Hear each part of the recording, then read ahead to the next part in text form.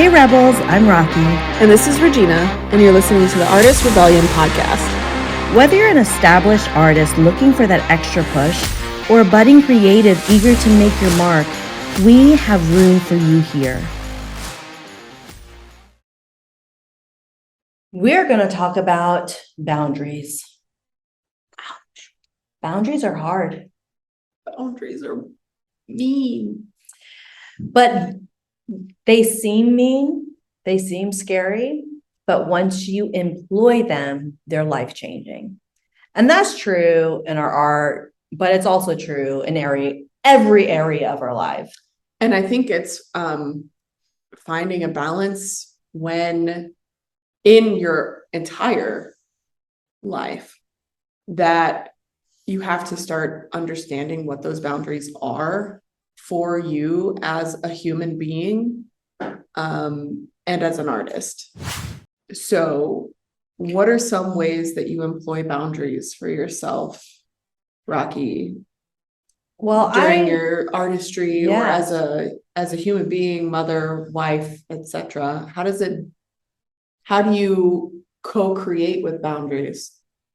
So I think before diving into the way I create boundaries or the how of it, I do think that for some people, they'll not have so much experience having any boundaries whatsoever. And I want to show people what that looks like. What are boundaries? Yeah. What does it look like? So when you have no boundaries, what it looks like is other people command all of your time and don't respect what you say you want to do. It looks like people negotiating with you or bullying you into different prices for your services. It looks like people having access to you 24/7. It looks like, and this is boundaries with yourself, when you don't keep your own word to yourself, that's a lack of boundaries because you have not erected them yet. Mm-hmm. So think of boundaries as this glorious fence that keeps you and your mental health and your creative space safe and sacred. When you start to have the difficult conversations about, listen, I need this time. I need that paycheck. I need to negotiate this into my contract. I need to raise my prices. I need to get more support, whatever that looks like. Those are difficult conversations, but those are boundaries that are telling us my time matters and what I desire to do matters. So for me, my artistry matters. Because they all collectively work together. You need time to make art. Yeah. And very few of us will just have endless amount of time for art uninterrupted. And sometimes it can feel absolutely impossible. But when you're an artist, when you're a creative, you have to make that time. And sometimes that means compromise. And sometimes that means compromise with people who may not entirely understand what this artist journey is all about or what this desire is all about. A common thing with artists is that we feel misunderstood. And sometimes you have to be willing to be misunderstood. There have been many times in my life where my writing, where my creative ventures were not understood, and I had to defend them. And I had to say, this time that I require is not negotiable. And the thing is, when people start to say like that their time is important, people will value it more. Mm-hmm. But for me, the boundaries have always come down to difficult conversations and being fierce in my own self-discipline. I recently went through, not recently, I drew boundaries for myself around pricing. You know, what you said earlier about being bullied into certain kinds of prices based on, you know, market or what, you know, someone else said that you should do, or even a client or prospective client saying, oh, you should be like this or like this. There was a point in time where I did go through that, and I was being bullied into certain prices, and I burnt out because I didn't draw that boundary.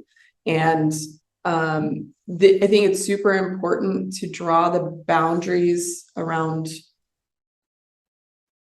even just pricing, and stick to your guns and build the fence, because you will burn if you don't build those boundaries and stick to your time being yours.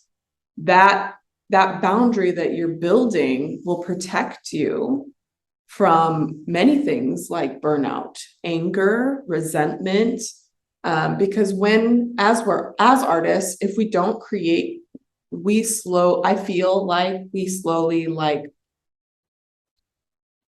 become gray and crinkly on the inside. Like our soul needs it.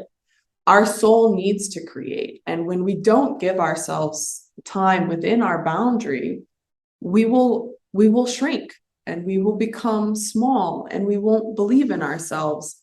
And so those boundaries you may think are hard to erect, they're actually super powerful for you. And other people. Because not only are you respecting yourself, other people are also respecting you. And when you stand in that power, you give yourself space to create what you want to create and lead yourself towards the dreams that you desire. But also on the outside, when you are creating for others, you stand in that, you own it. And that confidence is created through the erection of boundaries. There are so many conversations going around about the power of no. And there's a great book called Essentialism that talks about how, you know, we often think about no as a negative, but it's not. A lot of times it's a kindness to ourselves and to other people. When we're spread too thin, what we're able to create is diminished. But when we start to eradicate all the non-essential items, then we can create more focus and pour more of ourselves into something. And so what you can think about is, how do you need to stick to your guns? Like, get really honest about what you need. Do you need some babysitting? Do you need some support? Do you need to wake up an hour earlier or go to bed an hour later? Do you need to shift your lunch break to a writing break? Do you need to watch a little bit less television at night? To do some of these things are entirely your choice and your decision, but they're boundaries you're setting with yourself. So for some people, they do best, they know, writing in the morning. And so they have to create the boundary of, I have to go to sleep at a good time at night, so that I can wake up so that I can dawn to write. And it's non-negotiable. It becomes, then when you create that non-negotiable, you start to the building blocks of that boundary. Yes. Yeah. The non-negotiable, when you stop being in negotiation with yourself, the cleaner the energy is, the cleaner the decision is, the more solid it remains in place, because there is no wishy-washy energy. People know that they cannot bully you, negotiate with you, shove you into a new decision, because they know that you are solid in the one you've made. Of course, so many of us are juggling a lot of different roles, a lot of different responsibilities. Sometimes there are compromises, sometimes there's flexibility required, sometimes things don't work out the way we plan. But what you want is to have the majority of the time the boundary respected and erected. And that can look different for each of us. And only you know what you need most. But first, you have to get honest about it. Then you have to decide what needs to happen. And sometimes it's all on you, but often There's other people involved. And that is a conversation that may give you anxiety, that may give you fear, that may give you feelings of, well, what are they going to think about me? Or what are they going to say about me? Or how is this going to hurt them? And the reality is that there might be friction initially because people aren't used to your boundaries, but you keeping them up will then become the norm. And that friction will give way to ease. And you will be able to say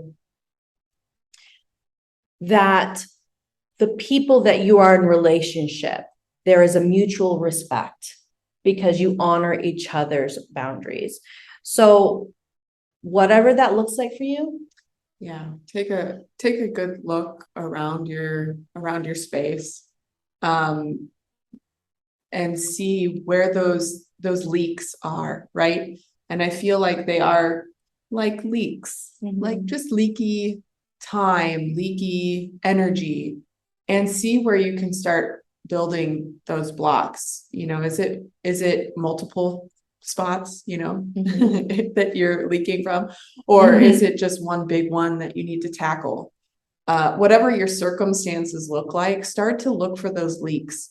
And let's patch them up. Let's create the boundaries that will co-create with you and for you, so that you can build a better business for yourself. Yeah, you know, we're in the business of making art, and business makes money, and we have to create the art to make the business. And if there's leaks, how do you expect to stay afloat in the boat of leaks? It diminishes our potency. Yeah. Ultimately. Yeah. I mean, I can't imagine trying to row a boat with a bunch of leaks in it. I would just be sitting all of my energy just trying to get the water out of the boat versus like enjoying the view and create, like painting the sunset from the boat or whatever, you know. It's important that we create these boundaries for ourselves. It is important to have those conversations, or the childcare, or the dog sitting, or the space to create in. I don't know how many times I've rented a hotel room. I have gone to a coffee shop. I have grabbed a teenage nanny to take my kids to the park. I have done everything in my power to make sure that I created that space. I stopped the bullying. I implemented the pricing that I thought I deserved for the time that I've spent creating my craft. And those boundaries are essential to my success, to anyone's success. And don't do it the way that I did it, right? I took years to find what those were. I didn't know boundaries. Wasn't even in my vocabulary. And I was in the boat of leaks. And I was scrambling. I was sinking and it just seemed like every time I turned around, there was a new leak. And when I did start to implement those boundaries, and when I did make myself have the time and talk to the people around me and get the support, that's when the boat got patched. That's when the boat turned into a yacht. Okay. It was a much better ride. I was able to enjoy the view. I was able to enjoy my flow, my process, my creativity. And when I can get into flow, right, I can create a better balance for myself. And I can create from a place of Overflow. yeah, Joy. it's just it's a Ease. natural ease that comes from me versus panicked or right. You're not going to be very like inspired if you're constantly pulling water out your boat. You're in a panicked state. You're in a, oh my God, I don't have enough time, or oh my God, I don't have the support. Oh my God, I don't. And that disrupts your flow. That disrupts how you create, that disrupts how you put the effort into your business. If you continue to allow leaks into your business, you will sink. Because I was close. I was close to destruction. I was close to drowning. Don't let it be you. So right now, what are the boundaries you need? Be honest. Hit And us in start the building. comments. I Yeah. want to know what your boundary, like where your boundaries lie. What is it that you need in your life to patch the boat? What is it? Tell us in the comments. Let us know where it is in your life that you feel like you've got the leaks. Where is it in your life that you need to set a boundary? And know that we're here celebrating you as you do. Absolutely. And you can do it. We've done it. We continue to do it as we grow, as we steadily move forward. We also have to find new boundaries. They'll always be coming. We're always evolving. We're always evolving, and new things will come into your life, and you're like, huh, that's new. Is that a leak? That's new. And you just assess the situation. But once you become aware, it becomes easier to be like, oh, that's a leak. And we need to patch the leak, you know. So let's hear what they are. Let's get you the support. There's so many people out here who are also dealing with the same thing.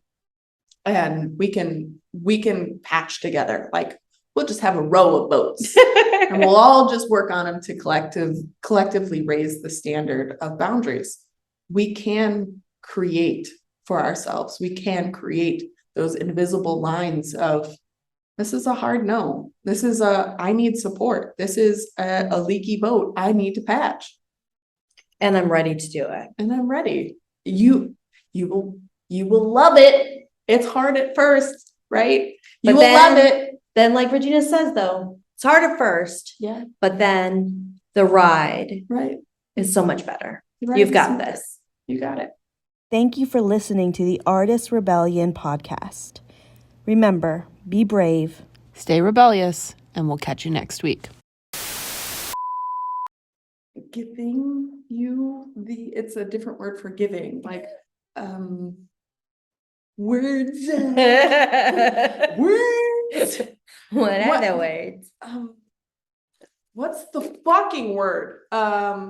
It was good too. It was, I'm sure. She has no faith.